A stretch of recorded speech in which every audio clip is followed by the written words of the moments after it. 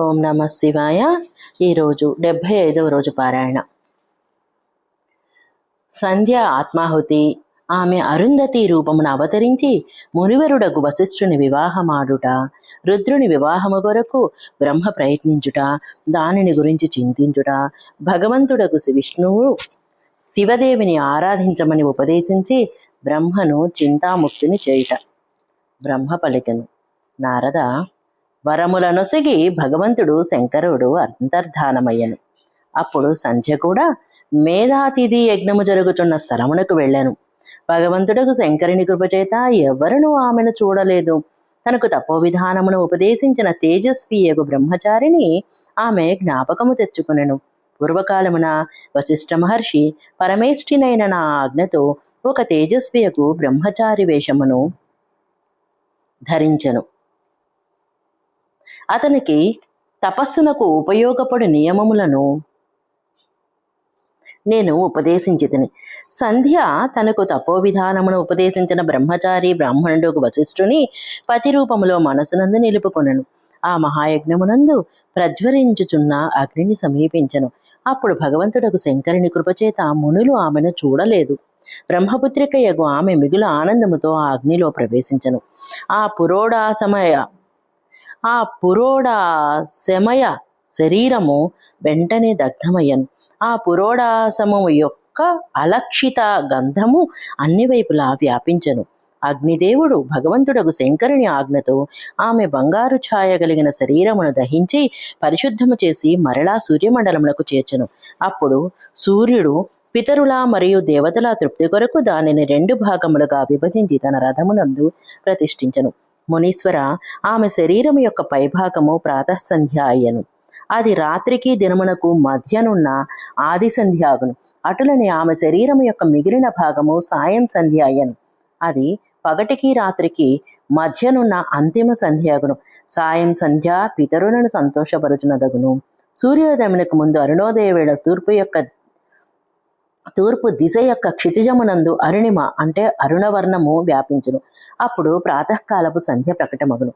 అది దేవతలను ప్రసన్నులను గావించును. ఎర్ర కమలములతో సమానమైన సూర్యుడు అస్తమించినప్పుడు సాయంకాలపు సంధ్య ఉదయించును. అది పితరులకు ఆనందమును కలిగించును.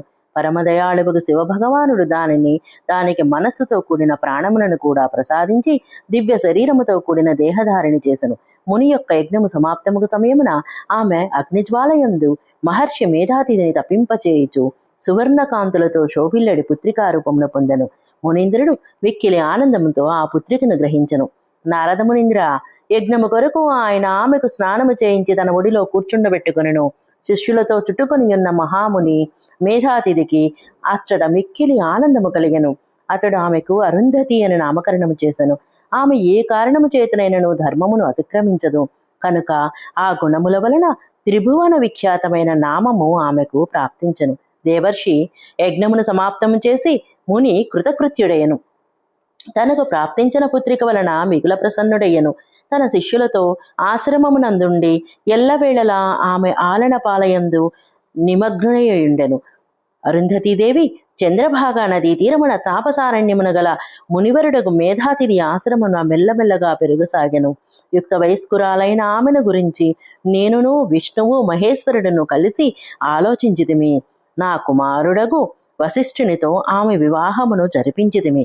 బ్రహ్మ విష్ణు మహేశ్వరుల హస్తముల నుండి వెలువడిన జలముతో సిప్రా మొదలుగా గల 7 పవిత్రమైన నదులు ఉత్పన్నములాయను. మునీంద్ర, మేధాతిథి యొక్క పుత్రిక మహాసాధ్వి. అరుంధతి సకల పతివ్రతల యందును శ్రేష్ఠురాలు. ఆమె వశిష్ఠ మహర్షిని భర్తగా పొంది ఆయనతో కూడి శోభాయమానముగా ప్రకాశించుచుండెను. ఆమెకు శక్తి మొదలుగా గల శుభములను శ్రేష్టతను చేకూర్చు పుత్రులు ఉద్భవించరి. మునిశ్రేష్ఠ, ఆమె ప్రియతముడగు వశిష్ఠుని పతిగా పొంది విశిష్ట శోభలొలుకుచుండెను.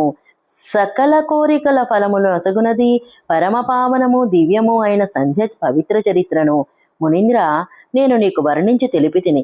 స్త్రీ కాని శుభప్రదమును ఆచరించడి పురుషుడు కాని ఈ ప్రసంగంను వినినచో సకల కామ్యార్థ సిద్ధిని పొందును. దీనికి ఇంకొక విధముగా ఆలోచించవలసిన పని లేదు. ప్రజాపతి బ్రహ్మవచనములను విని నారదుడు మనస్సు మిక్కుల ప్రసన్నత పొందెను. ఆయన ఇట్లు పలికెను. నారదుడు ఈ విధంగా బ్రహ్మదేవుడితో చెబుతున్నాడు. బ్రహ్మదేవ, శివభక్తిని వృద్ధిపరచు అరుంధతి యొక్క మరియు పూర్వజన్మమునందు సంధ్యగా నిలిచిన ఆమె యొక్క మిగుల ఉత్తమమైన దివ్యగాథను వినిపించిరి. ధర్మము నెరిగిన వాడ, ఇతరుల పాపం నశింపచేయునది అత్యుత్తమము మంగళప్రదమైన భగవంతుని శివుని యొక్క పరమ పవిత్రమైన చరిత్రను కూడా వర్ణింపుడు. కామదేవుడు రతిని వివాహమాడి హర్షాతిరేకమున తన భవనమునకు వెళ్ళిపోయెను. దక్షుడు మొదలగు మునీంద్రులు కూడా తమ తమ స్థానములకు మరలిరి. సంధ్య తపమరించుటకు వెళ్ళిపోయాను. దాని తరువాత ఏమి జరిగినదో తెలుపుడు అని అడిగను. అప్పుడు దానికి సమాధానముగా బ్రహ్మ ఇట్లు చెబుతున్నారు.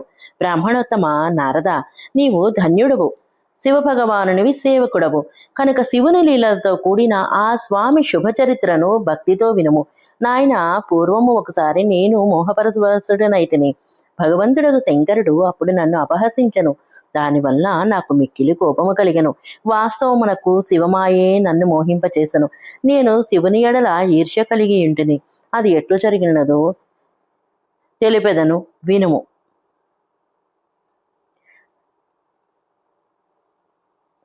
దక్ష మహాముని ఉన్న చోటికి నేను వెళ్ళితిని. అచ్చటనే రతీదేవిని కూడి కామదేవుడు కూడా ఉండెను. అప్పుడు నేను మిగులు సంతుష్టుడనే దక్షును మరియు ఇతర కుమారులను సంబోధించి సంభాషణను ప్రారంభించితిని. ఆ వార్తాలాప సమయమున నేను శివమాయ చేత సంపూర్ణముగా మోహితుడై ఉంటిని కనుక నేను ఇట్లు పలికితిని. కుమారులారా, మహాదేవుడు కమనీయ కాంతి కలిగిన స్త్రీని ప్రాణిగ్రహణము చేయనట్లు మీరు ప్రయత్నించుడు. తదుపరి నేను భగవంతుడికి శివుని మోహితుడిని కావించి భారమును రతీదేవితో కూడిన కామదేవునకు సమర్పించుతని. నా ఆజ్ఞను శిరసావహించి కామదేవుడు పలికెను. ప్రభు, సౌందర్యవతిగు స్త్రీయే నా అస్త్రము కనుక శివుని మోహింపచేటికి ఒక స్త్రీని సృష్టింపుడు. అది విని నేను ఆలోచన మగ్నుడనైతిని. అప్పుడు నా నిశ్వాసము నుండి అనేక పుష్పరాశులతో విభూషితుడైన వసంతుడు ప్రాదుర్భవించును. వసంతుడు మలయానిలుడు ఇరువురును మదనునకు సహాయకులేరు. వీరితో వెళ్లి కామదేవుడు వాయుదేవుని మోహింపచేయుటకు పదే పదే ప్రయత్నించను. కానీ వారికి సఫలత చేకూరలేదు. వారు నిరాశతో వెనుదిరిగి రాగా ఆ విషయంను విని నాకు మిగుల దుఃఖము కలిగెను. అప్పుడు నా ముఖము నుండి నిశ్వాస వాయువు వీచను. దాని నుండి మారగణములు ఉత్పన్నమైను. వారి మదనునకు సహాయము చేయమని ఆదేశించి మరలా వారందరినీ శివుని చెంతకు పంపితిని. ఎంత ప్రయత్నం చేసినను వారు శివ భగవానుని మోహపరవశను చేయలేకపోయిరి. కాముడు సపరివారముగా తిరిగి వచ్చను. నాకు ప్రణమిల్లి తన స్థానమునకు వెళ్ళిపోయెను. సశేషము. ఓం నమః శివాయ.